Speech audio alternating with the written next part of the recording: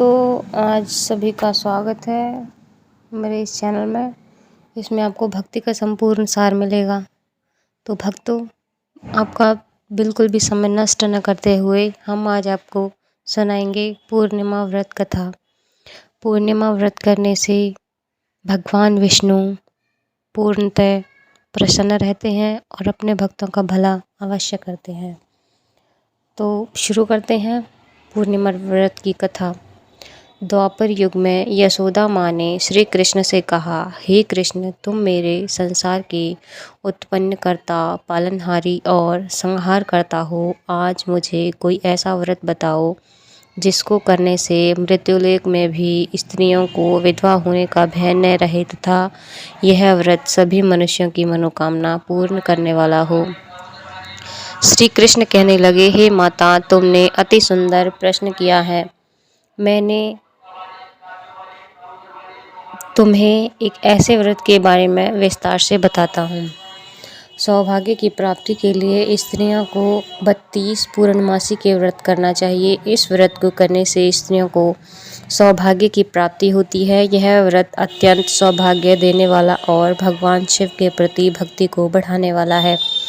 यशोदा जी कहने लगी, हे कृष्ण, प्रथम इस व्रत को मृत्युलोक में किसने किया था और इसके विषय में विस्तार से मुझे बताओ। श्री कृष्ण कहने लगे, इस भूमंडल पर अनेक प्रकार के रत्नों से परिपूर्ण कार्तिका नाम की एक नगरी थी। वहाँ चंद्रहास नामक राजा राज्य करता था। उसी नगर में धनेश्वर नाम का एक ब्राह्मण था और उसकी स्त्री अति सुशीला रूपवती थी। दोनों ही उस नगरी में बड़े प्रेम से रहते थे। घर में धन धान्य आदि की कोई कमी नहीं थी, परंतु उनको बहुत बड़ा दुख था कि उनकी कोई संतान नहीं थी। एक समय एक बड़ा योगी उस नगरी में आया। वह योगी उस ब्राह्मण के घर को छोड़कर अन्य सभी घरों से भिक्षा लेकर भोजन किया करता था। वह रूपवती से कभी भिक्षा नहीं लेता था। एक दिन वह योगी रूपवती से भिक्षा न लेकर किसी अन्य घर से भिक्षा लेकर किनारे जाकर भिक्षण को प्रेम पूर्वक ग्रहण करने लगा कि धनेश्वर ने योगी का यह सब कार्य देख लिया। अपनी भिक्षा के अनादर से दुखी होकर धनेश्वर योगी से बोला, महात्मन, आप सब घरों से भिक्षा लेते हैं, परंतु आप मेरे घर की भिक्षा कभी नहीं लेते। इसका क्या कारण है?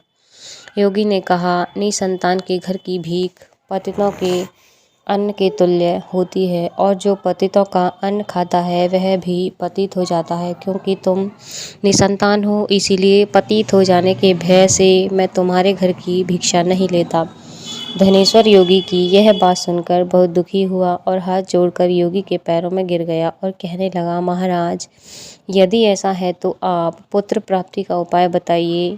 सर्वज्ञानी हैं आप, मुझ पर कृपा कीजिए। हे भगवान, मेरे घर में धन की कमी नहीं है, परंतु मैं पुत्र न होने के कारण अत्यंत दुखी हूँ। आप मेरे इस दुख का हरण करें। आप सामर्थ्यवान हैं। यह सुनकर योगी कहने लगे, हे ब्राह्मण, तुम चंडी की आराधना करो। घर आकर उसने अपनी पत्नी से सब वेदांत कहा और स्वयं तप करने के लिए वन में चला गया। वन में जाकर उसने चंडी की उपासना की और उपवास किए। चंडी ने 16वें दिन उसको स्वप्न में दर्शन दिया और कहा, हे धनेश्वर, जा, तेरे घर पुत्र होगा, परंतु वह 16 वर्ष की आयु में ही मृत्यु को प्राप्त हो जाएगा। यदि तुम दोनों पति पत्नी 32 पूर्णमासी का व्रत विधि पूर्वक करोगे तो वह दीर्घायु हो जाएगा। जितनी तुम्हारी सामर्थ्य हो, आटे के दिए बनाकर शिवजी भगवान का पूजन करना, परंतु पूर्णमासी के व्रत 32 होने चाहिए। प्रातःकाल होने पर इस स्थान के समीप तुम्हें आम का वृक्ष दिखाई देगा। उस पर चढ़कर तुम एक फल तोड़कर शीघ्र ही अपने घर चले जाना और पति पत्नी से सब वेदांत कहना। ऋतु स्नान के पश्चात वह स्वच्छ होकर श्री शंकर भगवान का ध्यान करके उस फल को खा लेगी। शंकर भगवान की कृपा से उसको गर्भ हो जाएगा। जब वह ब्राह्मण प्रातःकाल उठा तो उसने एक स्थान के पास ही आम का वृक्ष देखा जिस पर एक अत्यंत सुंदर आम का फल लगा हुआ था। उस ब्राह्मण ने उस आम के वृक्ष पर चढ़कर फल को तोड़ने का प्रयत्न किया, परंतु वृक्ष पर कई बार प्रयत्न करने पर भी वह चढ़ नहीं पाया। तब उस ब्राह्मण को बहुत चिंता हुई। तब विघ्न विनाशन श्री गणेश भगवान की वंदना करने लगा। हे दयानिधे, अपने भक्तों के विघ्नों को नाश करने, उनके मंगल कार्य को करने तथा दुष्टों का नाश करने वाले, रिद्धि सिद्धि प्रदान करने वाले आप मुझ पर कृपा करके इतना बल दें कि मैं अपने मनोरथ को पूरा कर सकूं। इस प्रकार गणेश जी की प्रार्थना करने पर उनकी कृपा से धनेश्वर वृक्ष पर चढ़ गया और अपने सुंदर आम के फल को तोड़ लिया। और धनेश्वर ने सोचा, जो वरदान से फल आम के मिला है वो यह है कि कोई फल तो दिखाई नहीं दे रहा, पर धनेश्वर ब्राह्मण ने जल्दी से घर जाकर अपनी पत्नी को वह फल दे दिया और अपनी पत्नी ने अपने पति के कहे अनुसार उस फल को खा लिया और वह गर्भवती हो गई। देवी जी की असीम कृपा से उसे एक सुंदर पुत्र उत्पन्न हुआ, जिसका नाम उन्होंने देवीदास रखा। माता पिता के हर्ष और शोक के साथ वह बालक शुक्ल पक्ष के चंद्रमा की भांति वह बालक अपने पिता के घर में बड़ा होने लगा। भवानी की कृपा से वह बालक बहुत ही सुंदर, सुशील, विद्या पढ़ने में बहुत ही निपुण हो गया। दुर्गा जी की आज्ञा अनुसार उनकी मिटा ने 32 पूर्णमासी का व्रत रखना आरंभ किया, जिससे उसका पुत्र बड़ी आयु वाला हो जाए। 16वां वर्ष लगते ही देवीदास के माता पिता की चिंता बड़ी हो गई और उन्होंने कहा कि कहीं उनके पुत्र की इस वर्ष मृत्यु न हो जाए। इसलिए उन्होंने अपने मन में विचार किया कि यदि यह दुर्घटना उनके सामने हो गई तो वे कैसे सहन करेंगे। इसीलिए उन्होंने देवीदास के माँ को बुलाया और कहा, हमारी एक बहुत बड़ी इच्छा है कि देवीदास 1 वर्ष तक काशी में जाकर विद्या अध्ययन करे और उसको अकेला भी नहीं छोड़ना चाहिए, इसीलिए साथ में तुम चले जाओ और 1 वर्ष के पश्चात उसको वापस ले आना। सब प्रबंध करके उनको माता पिता ने काशी जाने के लिए देवीदास को एक घोड़े पर बिठाकर अपने मामा के यहाँ भेज दिया, परंतु यह बात उनके मामा या किसी अन्य को नहीं बताई।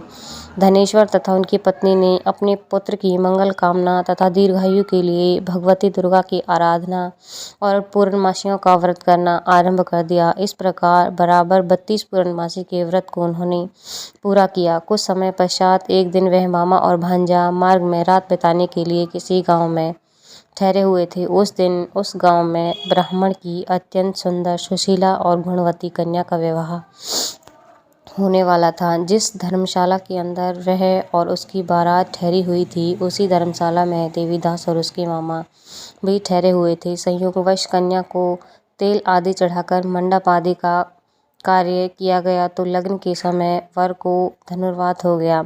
इसलिए वर के पिता ने अपने कुटुंबियों से विमर्श करके निश्चय किया कि यह देवीदास मेरे पुत्र जैसा ही सुंदर है, मैं इसके साथ ही लगन करवा दूं और बाद में विवाह के अन्य कार्य मेरे लड़के के साथ हो जाएंगे।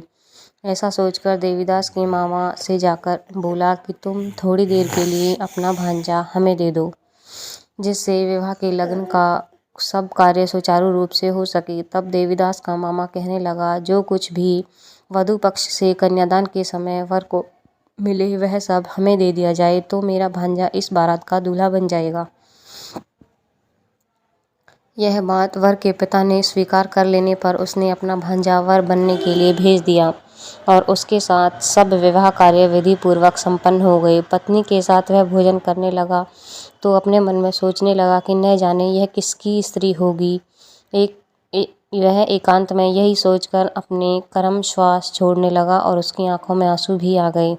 तब लड़की ने पूछा, क्या बात है, आप इतने उदासीन व दुखी क्यों हो रहे हैं। तब उसने सब बातें जो वर के पिता और उसके मामा के बीच हुई थी लड़की को बता दी। तब कन्या कहने लगी, यह ब्रह्म विवाह के विपरीत कैसे हो सकता है। देव, ब्राह्मण और अग्नि के सामने मैंने आपको ही अपना पति माना है, इसीलिए आप ही मेरे पति हैं। मैं आपकी ही पत्नी रहूंगी, अन्य किसी की कदापि नहीं। देवीदास ने कहा, ऐसा मत करिए क्योंकि मेरी आयु बहुत कम है। मेरे पश्चात आपकी क्या गति होगी, इन बातों को अति अच्छी तरह विचार कर लो। परंतु वह दृढ़ विचारों वाली लड़की थी। वह बोली, जो आपकी गति होगी वह मेरी गति होगी। हे स्वामी, आप उठिए और भोजन कीजिए, ये आप निश्चय ही भूखे होंगे। तब देवीदास और उसकी पत्नी ने भोजन किया और शेष रात्रि वह सोते रहे।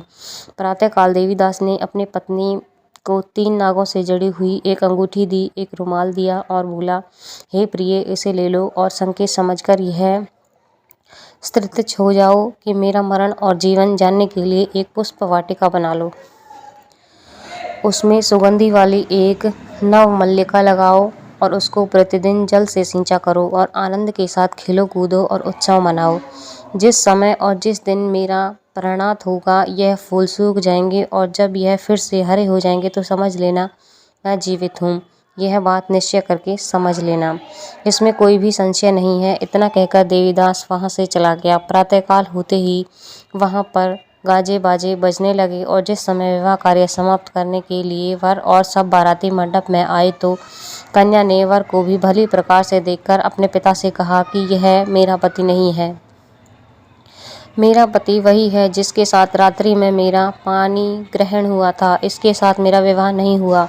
यदि वही पुरुष है तो बताइए कि मैंने इसको क्या दिया। वधू पक्ष और कन्या पक्ष कन्यादान के समय जो आभूषण दिए गए थे वो दिखाएं और रात में क्या गुप्त बातें मैंने उनसे की वह सब सुनाए। पिता ने उसके कहे अनुसार वर को बुलाया। कन्या की यह बातें सुनकर वह कहने लगा, मैं कुछ भी नहीं जानता। इसके पश्चात लज्जित होकर वह अपना समूह लेकर चला गया और सारी बारात भी अपमानित होकर वहाँ से लौट गई। भगवान श्री कृष्ण बोले, माता, इस प्रकार देवीदास काशी विद्यार्थान के लिए चला गया। जब कुछ समय बीत गया तो काल से प्रेरित होकर एक सर्प रात्रि के समय उसको डसने के लिए वहाँ पर आया। उस विस्तर के प्रभाव से उसके शयन का स्थान चारों ओर से विष की ज्वाला से विषैला हो गया, परंतु व्रत के प्रभाव से उसको काट नहीं पाया, क्योंकि पहले ही माता पिता ने 32 पूर्णमासी का व्रत रखा था। इसके बाद मध्याह्न के समय स्वयं काला नाग वहां आया और उसके शरीर से प्राणों को निकालने का प्रयत्न करने लगा, जिससे वह मूर्छित होकर पृथ्वी पर गिर गया। उसी समय माता पार्वती के साथ भगवान शंकर आ गए और उनको मूर्छित दशा में देखकर माता पार्वती जी ने शंकर जी से प्रार्थना की कि हे महाराज, इस बालक की माता ने पहले ही 32 पूर्णमासी का व्रत पूरा किया था, जिसके प्रभाव से आप इनको प्राणदान दें। भवानी के कहने पर भक्त वत्सल्य भगवान शिव जी ने उनको प्राणदान दे दिया। इस व्रत के प्रभाव से काल को भी पीछे हटना पड़ा और देवीदास स्वस्थ होकर बैठ गया। उधर उसकी पत्नी उसके काल की परीक्षा किया करती थी। जब उसने देखा कि उस पुष्प वाटिका में पुष्प कुछ भी नहीं रहे तो उसको आश्चर्य हुआ, लेकिन जब वह जैसे ही हरी भरी हो गई तो यह जान गई कि अब उसका पति ठीक ठाक है, वह जीवित हो गया। यह देखकर वह बहुत प्रसन्न हो उठी और अपने पिता से कहने लगी, पिताजी, मेरे पति जीवित हैं, आप उनको ढूंढिए। जब 16वां वर्ष व्यतीत हो गया तो देवीदास भी अपने मामा के साथ काशी से चल दिया। इधर उसका ससुर उसको ढूंढने के लिए अपने घर से जाने वाले ही थे कि वह दोनों मामा भांजा वहां पर आ गए। उनको आया हुआ देख उनके ससुर को बहुत प्रसन्नता हुई और उन्हें अपने घर ले गए।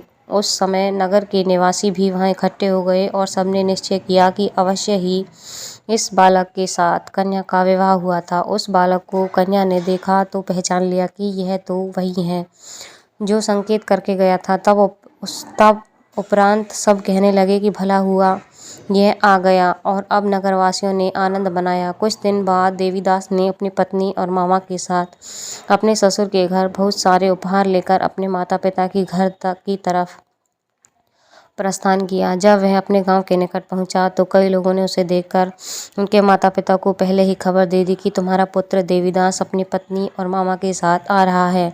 ऐसा समाचार सुनकर माता पिता को विश्वास नहीं हुआ, परंतु जब और लोगों ने भी आकर यही बातें उनको बताई तो उनको बड़ा आश्चर्य हुआ। लेकिन थोड़ी देर में देवीदास ने आकर अपने माता पिता के चरणों में अपना सर रखकर प्रणाम किया और उनकी पत्नी ने अपनी सास ससुर के चरणों को स्पर्श किया तो माता पिता ने अपने पुत्र और पुत्र वधू को हृदय से लगा लिया और दोनों की आंखों में प्रेम अश्रु बह चले।